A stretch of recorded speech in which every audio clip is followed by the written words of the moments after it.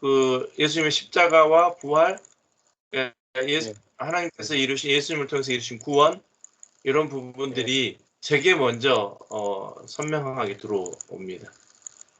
예, 예. 예.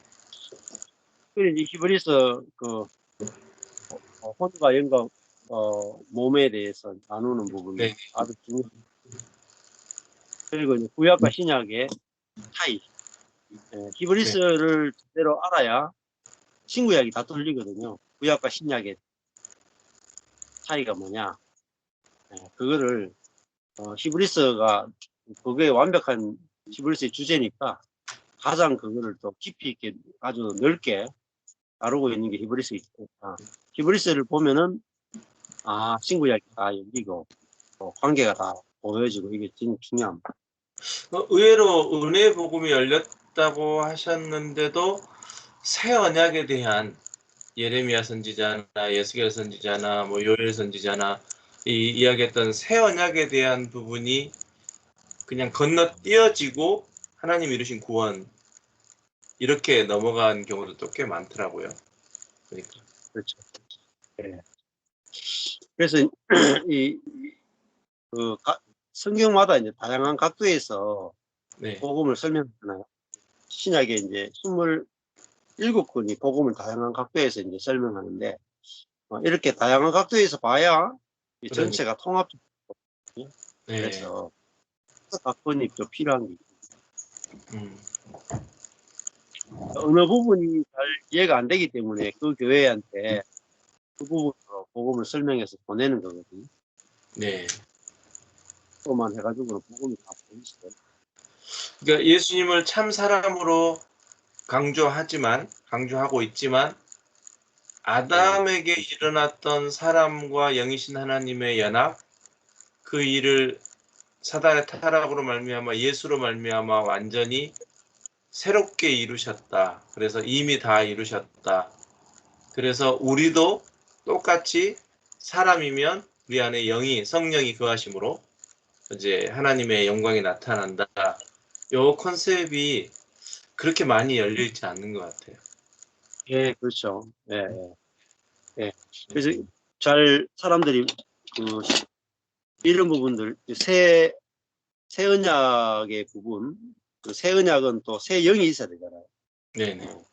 새 영이 있어야 새 언약이 성취되고 그래야 또 새 마음이 만들어지고 그러면은 이제 새로운 피조물이 되고 또 새 하늘 새 땅을 보게 되고 새 예루살렘을 가게 되고 이렇게 다 연결이 되거든요. 네네.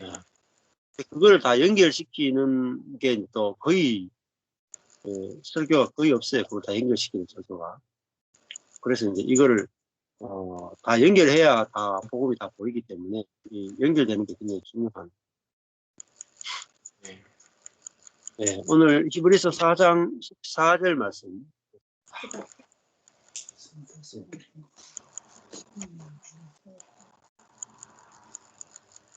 4장 13절에서 지으신 것이 하나라도 그 앞에 나타나지 않음이 없고 오직 만물이 우리를 상관하시는 자의 눈앞에 벌거벗은 것 같이 드러나는가.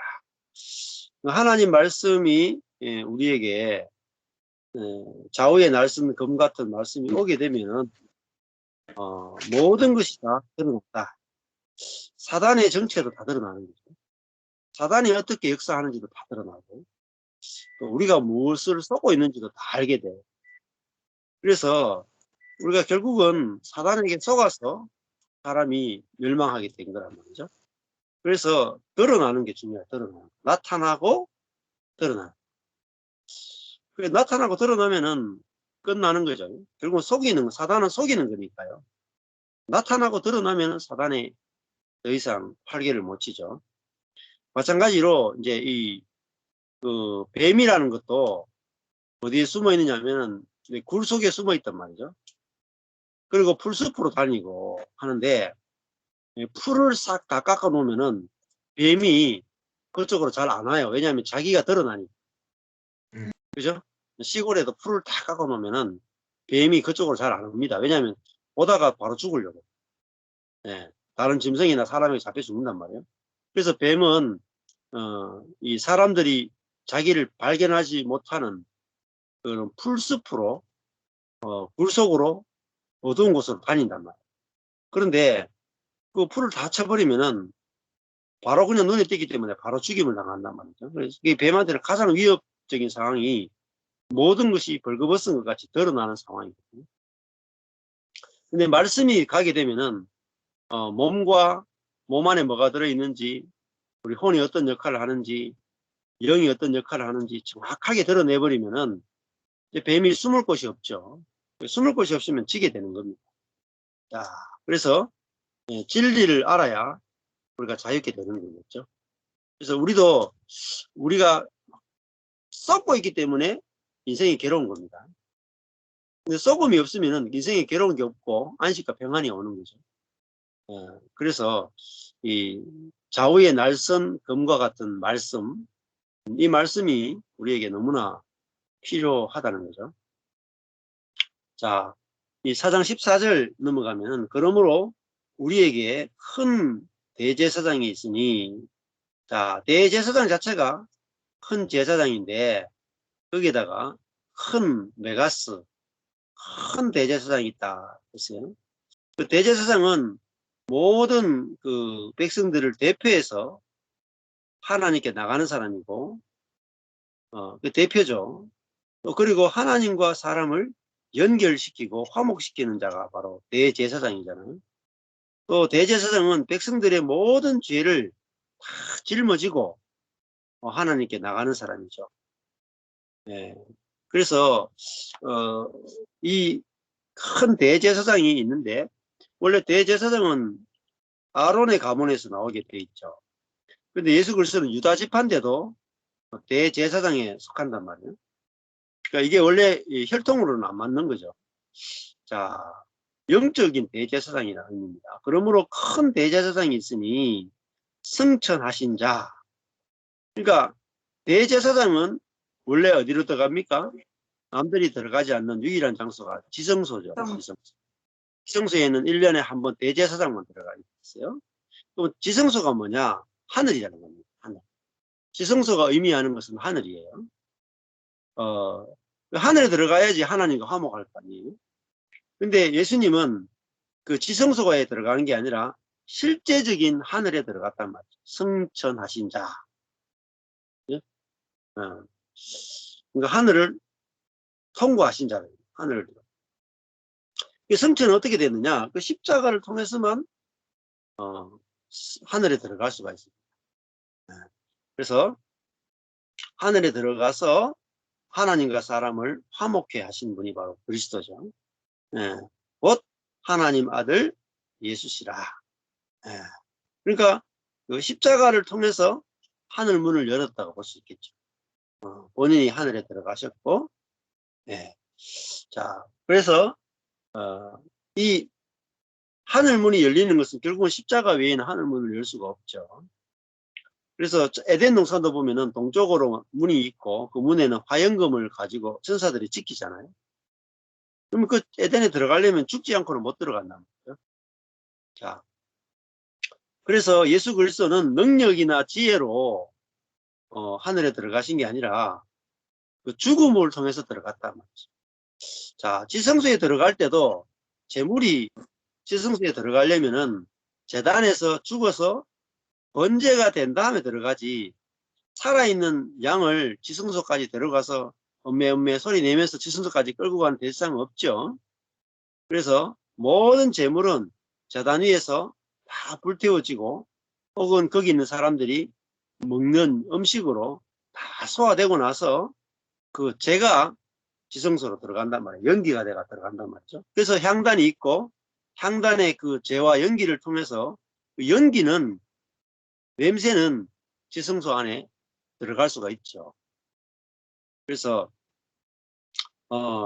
그 아들 예수가 십자가의 제물 되심으로 하늘에 들어가셨다. 그래서 하나님과 사람을 중보하셨다라는 거죠. 자, 우리가 믿는 도리를 굳게 잡을지니라, 이렇게 말했어요. 우리의 고백, 동의, 우리가 이 예수님이 참 대제사장이 되신다. 참 메시아가 되신다, 참 구원자가 되신다는 이 도리를 굳게 잡아라, 여기 떠나지 말라, 이런 말입니다. 그러니까 사람들이 예수님 한 분을 통해서 하나님의 진정한 은혜를 누리고 화목을 누려야 되는데, 이 사람들이 다시 율법으로 돌아가려고 하기 때문에 이 도리를 굳게 잡아라, 이렇게 이야기하고 있습니다. 15절에 우리에게 있는 대제사장은, 예수님을 말하죠. 대제사장은 우리 연약함을 체휼하지 아니하는 자가 아니요, 그랬죠. 연약함이 아스데네이아예요. 아스데네이아. 이 질병 또 의미합니다. 연약함, 질병, 겁, 이런 거죠. 우리의 질병을 체휼하지 아니하는 자가 아니고, 우리의 연약함을 체휼하지 아니하는 자가 아니다. 체휼하다라는 것은 동정심을 갖다, 함께 고생하다, 같은 것을 겪다, 이런 뜻이에요. 우리의 연약함을 함께 고생하다. 우리의 연약함을 함께 똑같이 겪다, 이런 뜻입니다. 그러니까 예수님이 연약함을 똑같이 겪었다라는 말은 예수님이 빈 그릇이라는 거죠. 우리가 빈 그릇인 것처럼 예수님도 빈 그릇이다라는 거죠. 그러니까 우리의 연약함과 예수님의 연약함이 정확하게 일치한다는 거죠. 그러니까 다 아는 거죠. 우리 연약함을, 자신이 연약함에 쌓여 있으니까 우리의 연약함을 그대로 다 아는 거란 말이에요. 그 말은 체휼한다라는 말은 동정심을 가진다는 거죠. 즉 판단하거나 정죄하지 않나요? 우리 연약함을 판단하지도 않고 정죄하지도 않는다, 의미입니다. 자, 우리가 다른 사람의 연약함을 판단하거나 정죄하거나, 선악과를 먹고 선악으로 구분지었고 판단하지 않으려면 우리도 연약함에 쌓여 있어야 됩니다. 그러니까 우리의 연약함은 다른 사람을 판단하지 않게 하고 정죄하지 않게 만드는 굉장히 중요한 도구입니다. 우리가 빈 그릇이기 때문에 다른 사람이 빈 그릇인 걸 볼 때 판단도 안 나가고 정죄도 안 나가는 거죠. 우리가 꽉 차인 사람이라면 다른 사람에 대해서 판단과 정죄가 저절로 나갈 수밖에 없죠. 자, 그러니까 우리의 실패나 연약함, 이것이 하나님 주신 최고의 사실은 도구가 되는 거죠. 자, 예를 들어 가지고, 이번에도 주변에 이제 목회에 실패한 분이 계세요. 쫓겨나 가지고, 실패해 가지고 굉장히 어려운 가운데 있는 분이 계신데, 그분을 누가 도와줄 수 있겠습니까?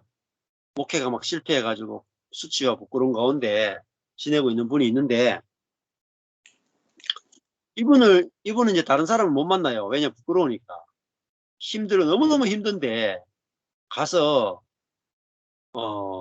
이야기할 데가 없는 거예요. 아내하고 이야기하려고 하니까 갖다나 힘든데 이야기하면 더 스트레스 받아가 안 될 것 같고, 만날 친구도 없고, 그래가지고 그분이 만난 분이 있는데 우리 교회 이제 목사님 한 분을 만났어요. 근데 위로를 받은가 봐요. 왜냐하면 이분도 목회 실패했거든. 그러니까 목회를 실패한 사람한테 가장 좋은 약은 목회를 실패한 목사예요. 자기하고 똑같은 일을 겪은 사람이 자기에게는 진짜 위로가 되고 치유가 된다. 예를 들어 가지고 자녀가 갑자기 암에 걸렸다. 그러면 누가 그 자녀가 암에 걸린 사람을 위로하고 살려낼 수 있겠습니까? 네. 똑같이 자녀가 암에 걸린 사람이나 혹은 자녀를 교통사고로 잃어버린 부모가 가면은 그 사람은 위로를 받습니다. 그 사람의 존재만으로도 위로를 받습니다. 그렇죠? 네. 그러니까 우리의 실패나 또 우리의 낭망이나 우리의 가난이나 우리의 머리가 나쁜 거라든지 우리가 못생긴 거라든지 이런 것들은 우리 자신에게는 저주일 수 있어요. 그런데 그것이 나와 똑같은 저주를 겪는 사람한테는 위로가 되고 격려가 되고 축복이 됩니다. 자, 그래서 이걸 알게 되면은 우리의 연약함이, 야, 이게 사람들을 살리는 생명나무입니다. 생명. 내 자신에게는 안 좋지만 남에게는 너무너무 좋은 거라. 야, 그걸 알게 되면은 내 자신의 연약함을 강함으로 고치는 게 아니라 우리 연약함을 통해서 하나님이 뜻해 놓으신 사람을 살리는 일에 우리 연약함을 마음껏 쓸 수 있다. 그러면은 그 연약함을 고치지 않고도 얼마든지 우리는 하나님이 원하시는 은혜의 사역을 마음껏 펼쳐나갈 수 있는 거죠. 자, 그래서 예수님도 자신의 연약함을 통해서 우리를 위로하고 우리를 정죄하지 않고 우리에게 은혜와 진리를 그대로 흘려보냈단 말이에요. 자신이 연약함이 없었다면 우리에게 은혜를 흘려보내는 게 아니라 율법을 흘려보냈겠죠. 그래서 우리의 실패나 우리의 연약함은 우리한테 은혜가 담기는 도구가 됩니다.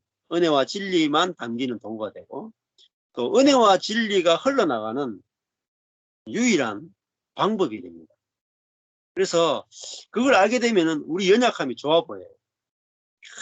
내 연약함과 실패가 얼마나 하나님의 놀라운 축복인가 알게 될 때 우리는 실패를 두려워하지 않게 되고 또 연약함에 대해서 스트레스를 받지 않게 되고 오히려 그 연약함을 자랑하게 되는 겁니다.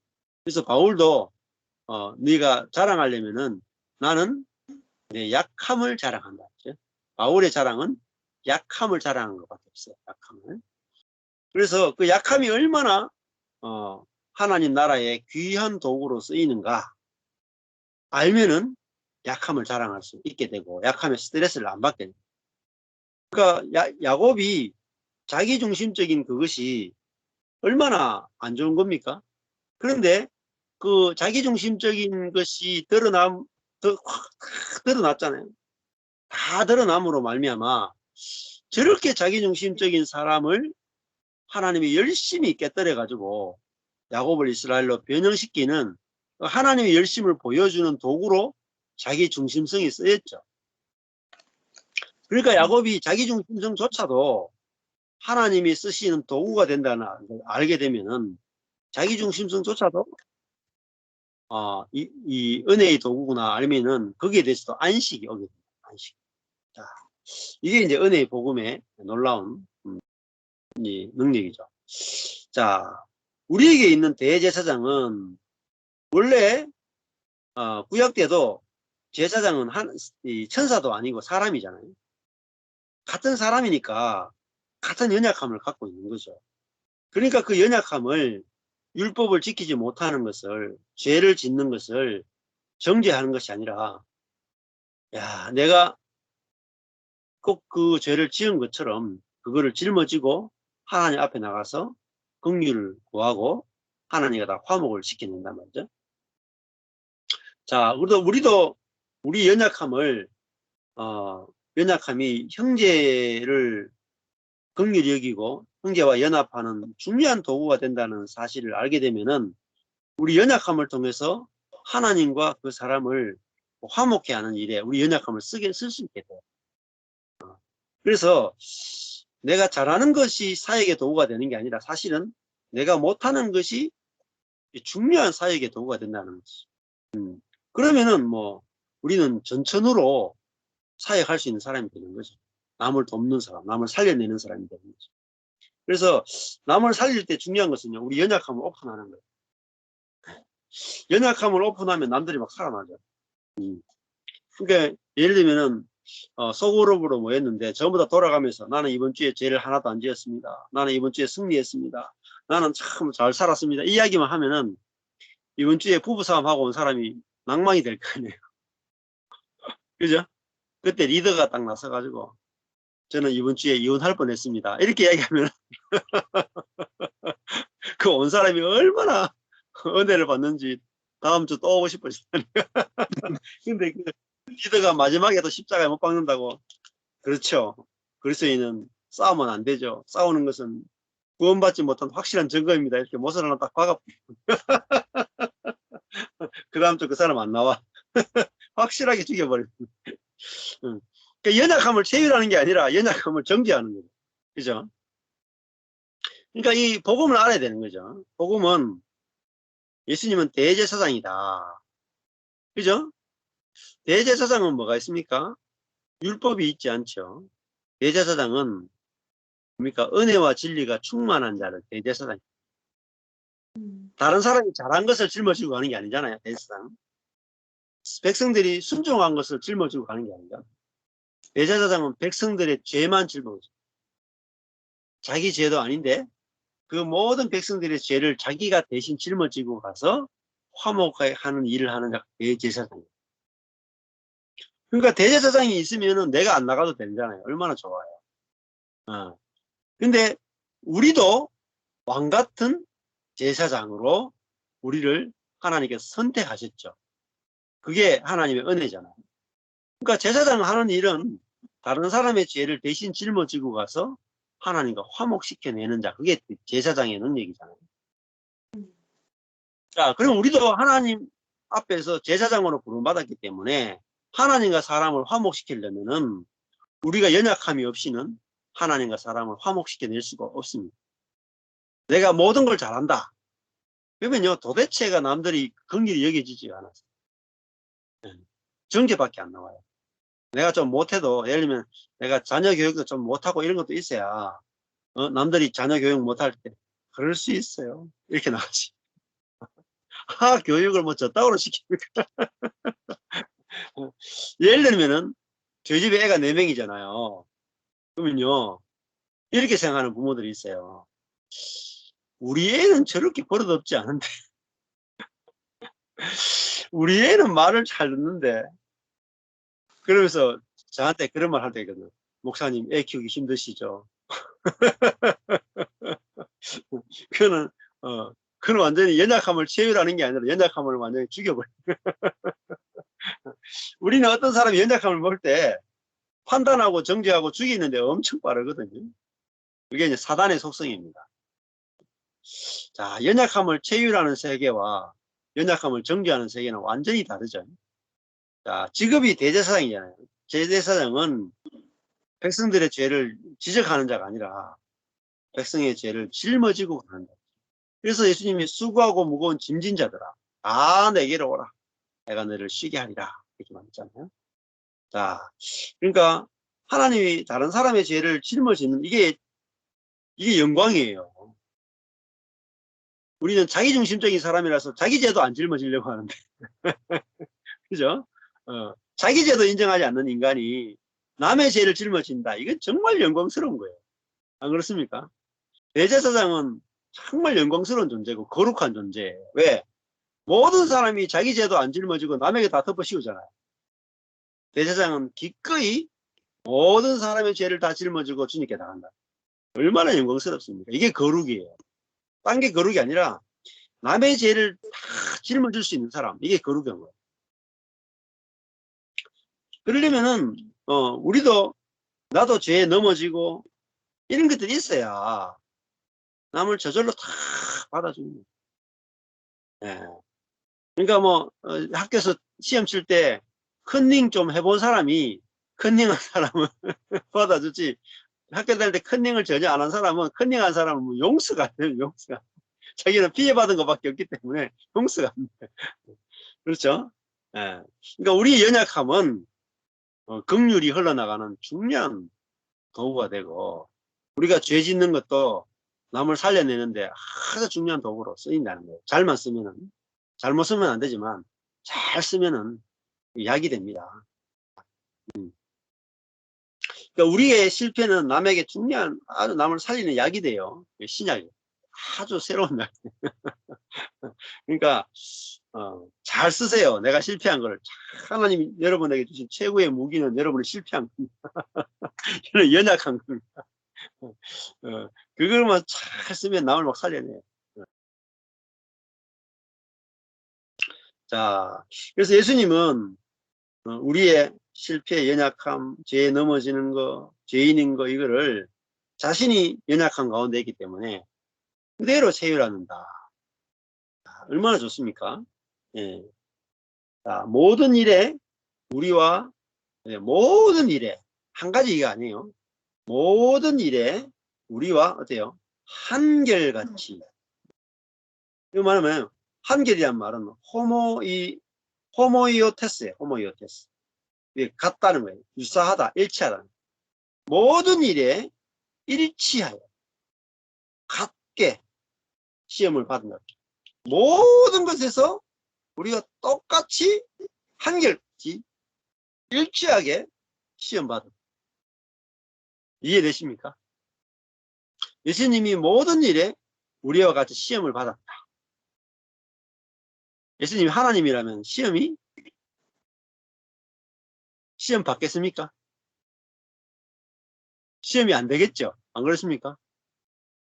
하나님인데 뭐 자기중심성이 없는데 내 뜻대로 하려고 하는 게 없는데 무슨 시험이 됩니까? 괴로움이 전혀 없겠죠. 내 뜻이 없는 분이니까. 하나님은 내 뜻이 없으니까 어떤 일도 시험이 안 되고 어떤 일도 어려움이 없어요. 근데 모든 일에 똑같이 시험을 받은 분이란 말이에요.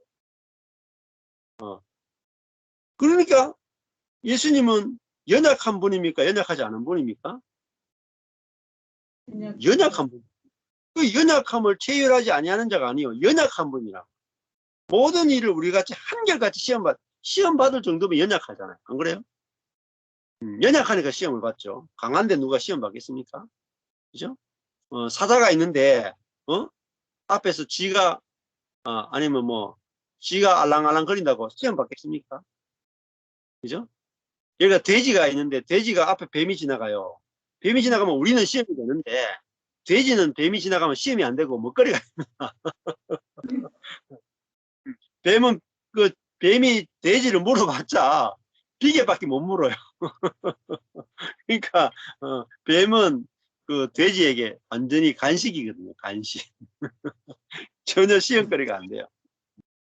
그러니까 하나님이신 예수님은 시험거리가 없죠. 뭐 시험이 있습니까? 근데 사람이니까, 그죠? 우리가 똑같은 사람이시니까 모든 일에 한결같이 시험을 받았단 말이에요. 그러니까 우리가 시험 받고 우리가 넘어지는 것을 너무나 잘 아시죠. 그러니까 예수님은 어떻게 보면 우리보다 더 약한 분이다. 그러니까 시험을 받는데 우리는 넘어져요. 왜 넘어지냐면 우리는 우리 자신이 강하다고 생각하기 때문에 넘어집니다.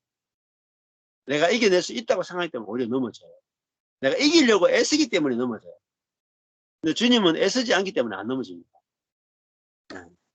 자기가 너무 연약함을 알기 때문에 자기 힘을 전혀 안 쓰고 하나님께 딱 달라붙는단 말이에요. 하나님을 의지함으로 하나님으로 시험을 이기셨단 말이에요. 그러니까 자신이 연약함을 이용해서 이기셨단 말이에요. 우리 연약함을 벗어서 이기려고 하기 때문에 시험을 못 이겨요. 예를 들면 사단이 돌로 떡을 만들어 먹어라 이렇게 말하죠. 돌로 떡을 만들어. 그 말은 돌로 떡을 만들어 먹는 건 능력이잖아요. 40일 동안 굶었다. 너무너무 약한 거잖아요. 그런데 돌로 떡을 만들어 먹으려면 힘이 있어야 되잖아요. 근데 예수님은 야, 나는 돌로 떡을 만들어 먹지 못해. 나는 너무너무 연약한 사람이야. 그래가지고 돌로 떡을 못 만들었잖아요. 돌로 떡을 못 만들어서 사단을 이긴 거라니까요. 우리는 사단을 이길 때 돌로 떡을 만들어야 이긴다고 생각합니다. 능력이 있어야 이긴다고 생각해요. 아니에요. 사단을 이기는 것은 우리의 연약함이에요. 능력이 아니라 연약함이에요. 돌로 떡을 못 만든다 하면 이기는 거야. 근데 돌로 떡을 만들려고 노력하는 순간에 능력이 있는 사단에게 지게 돼요. 쫄만이가 된다.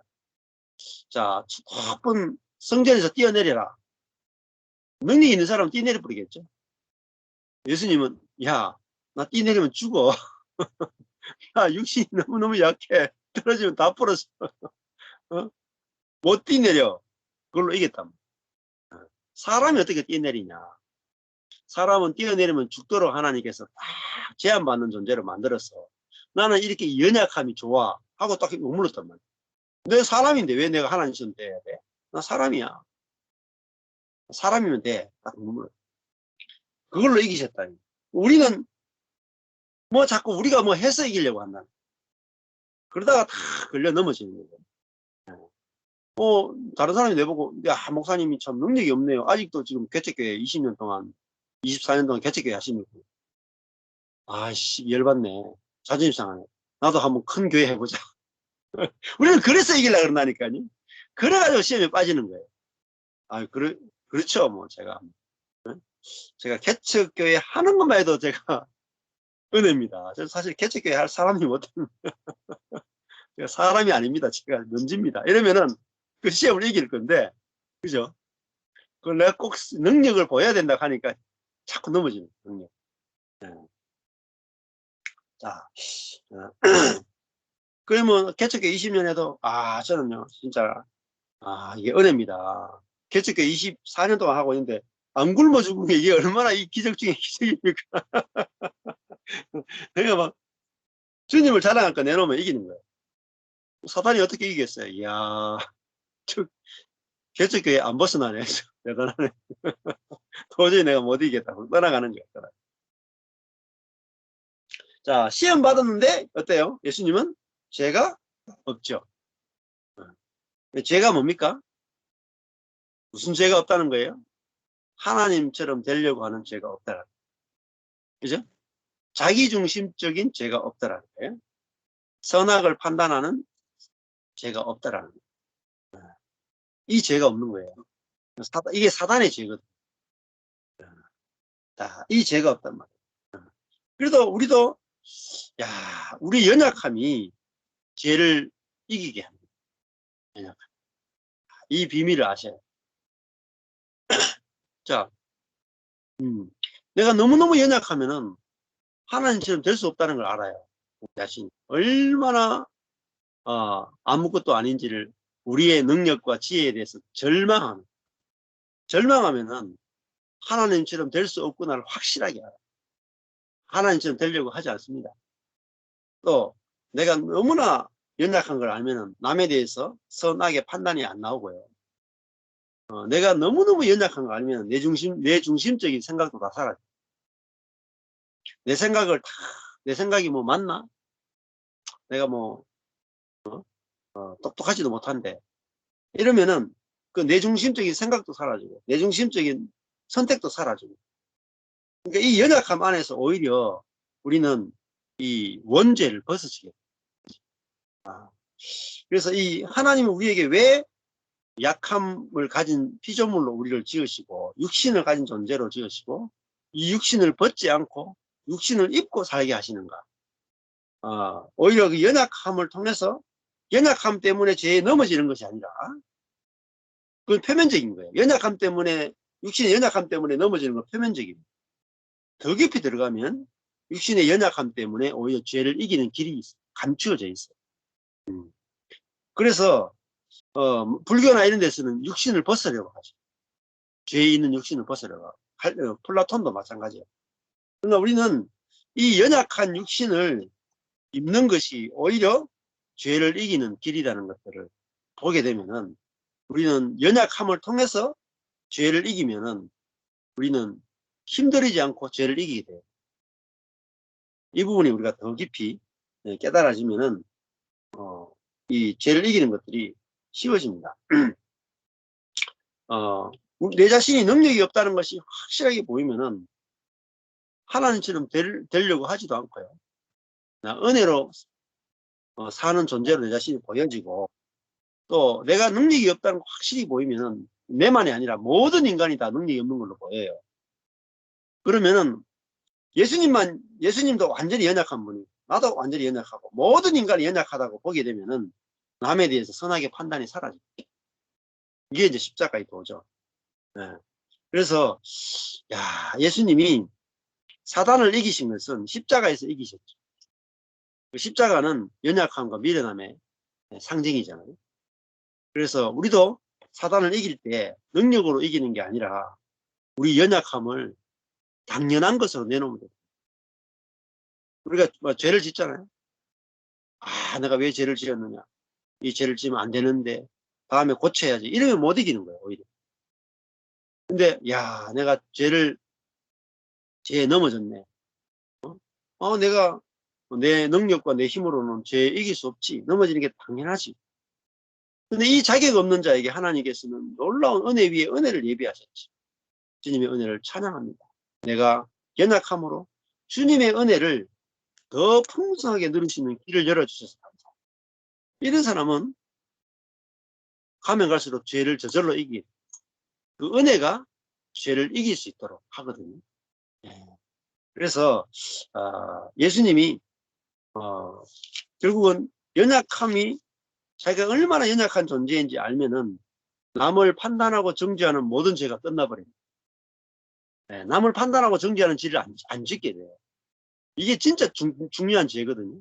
선악과 먹는 게 죄 중에 최고의 죄인데 우리의 연약함은 선악과를 먹지 않게 해요. 그래서 연약함이 그래서 우리의 사역의 최고의 도구는 약함입니다.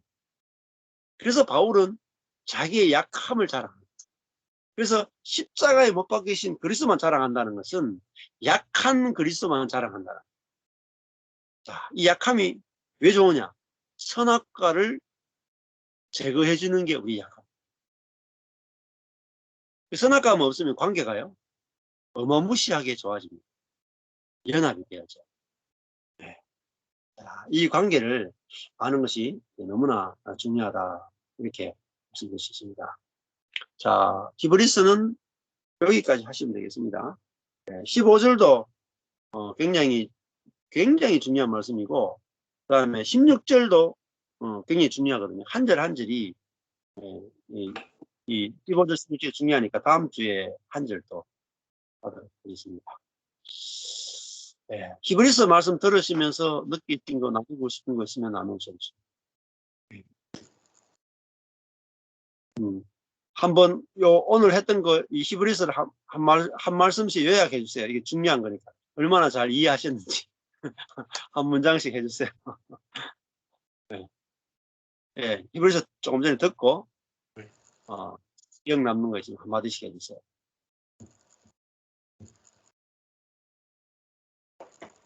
저는 대제사장의 역할이 자기 죄만이 아니라 백성들의 죄를 지고 하나님과 인간을 화목케 하는 역할이라고 하는 것이 바로 나의 또 우리 믿는 성도들이 가야 하는 귀중한 사역이구나 하는 것을 깨달았습니다. 아멘입니다. 그러니까 내가 아내의 죄를, 남편의 죄를, 자녀의 죄를, 형제의 죄를 대신 지고, 내가 지는 것도 아닌데 대신 지고 주님 앞에 나간다면 나는 참 영적 대제사장입니다. 그게 실제 내 안에서 이루어지면 얼마나 감격이 있겠습니까? 구약의 대제사장은 형식적으로 했고, 신약의 대제사장은 실제를 가지고 있는 거예요. 실제. 내 안에. 이게 이제 아주 중요한 실제를 가지면 부러운 게 하나도 없었습니다. 내가 진짜 하나님이 나를 진짜 대제사장으로 세우셨구나. 이거 알면은 진짜 부러운 게 없었습니다. 타이틀이 필요 없다는 거죠. 저는요, 그 연약함을 통해서 그 연약함을 인정하고 연약함이 알아질 때 거기에 다른 사람에 대한 판단과 정죄가 나오지 않고 선악이 나오지 않는다는 거는 그 굉장한 비밀 같아요. 그렇죠. 그래서 거의 대개는 우리가 능력이 있고 지혜가 있을 때 괜찮은 사람 같지만은 복음 안에서는 연약함을 깨달으면 깨달을수록 그 굉장히 사람을 존재로 볼 수 있는 좋은 기회가 되는 것 같습니다. 아멘. 그러니까 내가 죄를 이기는 것도 중요하지만 죄에 지는 것도 중요합니다. 그러니까 우리는 둘 다 쓰는 거예요. 죄를 이기는 것도 쓰지만 사실은 죄에 지는 것도 너무너무 중요한 도구로 오히려 죄에 지는 것을 통해서 사단을 이길 수도 있습니다. 이게 이제 감추어진 비밀이거든요. 그러니까 이 두 가지를 다 써야 돼요. 죄를 이기는 것도 쓰고 죄에 지는 것도 이용해 가지고 우리는 그걸 통해서 죄를 이기는 거예요. 죄에 지는 걸 통해서 죄를 이기게 돼요. 이 역설이 감추어져 있고 이걸 우리가 발굴해서 쓴다면은 떼돈을 벌겠죠. 안 그랬습니까? 그러니까 탄광업자가 그 땅속에 감추어져 있는 그 보석을 캐내면은 떼돈 벌잖아요. 우리도 죄 속에 감추어진 은혜를 이거 캐낸다면 이거 영적인 완전히 거상이 돼. 네. 네, 우리 두 분도 나눠주시죠. 하나님 앞에 사람, 대제사장이 사람이었고 또 예수님도 하나님이 원하셨던 본래의 사람으로서 죄를 이기신 분이셨다. 죄가 없으신 분이셨고 또 죄에 끌려가심으로 하나님만을 의존할 수 있었던 그 참 사람의 원형의 모습을 예수 그리스도 대제사장으로 이렇게 보여주는 것, 그것이 큰 은혜였고 사람이었기 때문에 우리의 모든 아픔 또 똑같이 우리가 모든 것이 똑같이 우리를 체휼해 주신다. 이것이 큰 은혜로 다가왔습니다. 그러니까 연약함으로 이겼죠. 네. 예수님께서. 우리도 연약함으로 이긴다. 그러니까. 이 얼마나 놀라운 길입니까? 이게 세계 새로운 길이다. 이 길로 가는 거예요. 와, 연약함 때문에 아담은 선악과를 먹고 강해져야 된다고 생각했죠. 지혜로워져야 된다고 생각했죠. 예수님은 선악과를 안 먹고 연약함을 그대로 가지고 사단을 이기셨다. 그러니까 우리가 사람이면 사단을 이길 수 있구나. 내가 하나님처럼 돼야 사단을 이기는 게 아니라 연약한 사람이면 사단을 이길 수 있구나. 하나님의 지혜가 너무너무 놀랍죠. 너무너무 놀랍죠. 네. 그러니까 사람이면 되는구나. 나는 죄를 이길 만큼 강함이 있어야 죄를 이긴다고 생각했는데 이 연약함으로 죄를 이기는구나. 이거 알면은 막 할렐루야. 네. 이 비밀이 이제 더 넓어져야 되겠죠. 네, 우리 저도 그 연약함에 대해서 나누고 싶었는데 사실은 연약함을 드러내고 연약함을 인정하는 게 쉽지는 않은데 이제 조금씩 그 열어져 가고 고백되어지는 것 같아요. 이번에도 이제 목사님 부부하고 같이 좀 깊게 교제했는데 예전 같으면 그런 제 연약함을 고백하기 참 어렵잖아요. 특히나 이제 목회자들 사이에서 부부간에 만났을 때는 목회를 잘한다. 우린 이렇게 하고 있다. 막 이런 거를 자랑해야 되는데 많이 그걸 내어놓으시고 이렇게 듣고 이렇게 하는데 이번에는 만났을 때 그러니까 우리 부부 서로도 우리 연약함을 고백하게 하시고 또 우리가 고백하니까 그분도 그 안에 있는 연약함을 쉽게 고백하시더라고요. 그 사모님한테 하시는 당신의 그 어떤 죄성에 대한 거를 쉽게 콕 내놓으시더라고요. 또 그럴 뿐이 아니거든요, 그분도. 그래서 이제 이렇게 교제가 진행이 되니까 훨씬 깊은 교제가 되더라고요. 그렇죠. 네. 정죄가 없으니까. 네, 예전에는 서로 잘한 거를 드러내려 하니까 이제 속에서 뭐를 말해야 되나 막 이렇게 막 머리를 막 계속 써야 되잖아요.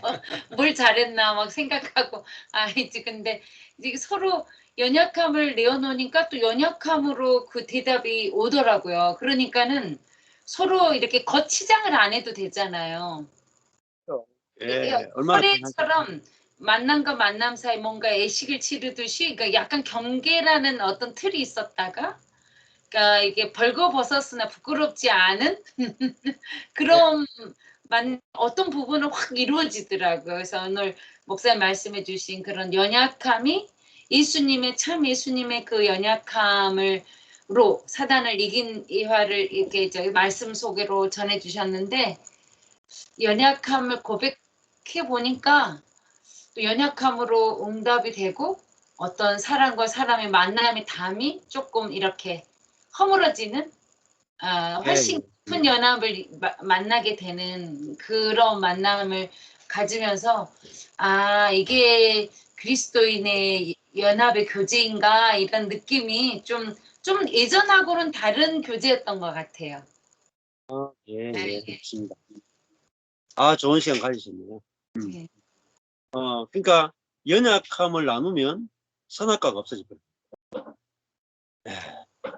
그러니까 선악과의 선악을 가지고 판단하는 그 죄가 가장 뿌리 깊은 죄고 가장 큰 죄인데, 절대로 없어지지 않는 죄인데, 연약함을 나눌 때 그 죄가 사라집니다. 그러니까 이게 감추어 놓은 비밀이거든요. 근데 사람이 연약함을 나누는 게 가장 힘듭니다. 왜냐하면 하나님처럼 되고 싶은 우리 속에 죄성이 있기 때문에 연약함을 나눈다는 것은 죽음을 말해요. 죽음. 우리에게 죽음처럼 힘든 겁니다. 정말 고통스러운 것이고 부끄러운 것이고 숨고 싶은 것이고 도망가고 싶은 겁니다. 그래서 숨고 도망가고 이 옷으로 덮고 나무 뒤에 숨고 변명하고 이렇잖아요. 그러니까 계속해서 문제에 빠지는 거죠. 근데 아까 전에 그 히브리서 말씀에서 우리를 상관하시는 자의 눈앞에 벌거벗은 듯이 드러난다. 그러면 우리 연약함이 드러났다. 그러니까 형제와 형제가 만나가 서로가 연약한 것은 나는 아무것도 아닙니다. 나도 죄에 너무나 잘 넘어지고 내 안에도 자기 중심성이 있고 하늘 좀 높아지려고 하는 게 있고 선하게 판단이 있습니다. 저는 아무것도 아닙니다. 이러면은 아무것도 아닌 사람이라고 이야기했는데 그 사람들고 당신은 뭐 교만하니 많이 이런 말 할 수가 없잖아요. 이미 다 까발릴 뿐인데. 그러니까 너무너무 관계가 편해지고 좋아지는 거죠. 네. 그래서 이것이 주님이 우리에게 주시는 축복이 연약함 속에 감추어져 있는데 그걸 잘 캐내서 쓰면은 있으면 뭐합니까? 캐내가 써야죠. 그죠? 캐내가 써야 돈이 되잖아요. 광부가. 그래서 우리가 이걸 잘 사용하면은 정말 죄를 이기는 도구로 최고의 연약함을 우리가 쓸 수 있는 것입니다. 예. 감사합니다. 오늘 이렇게 하고 우리 그 홍선희 사모님 마친 기도 한번 해주시겠습니까? 예.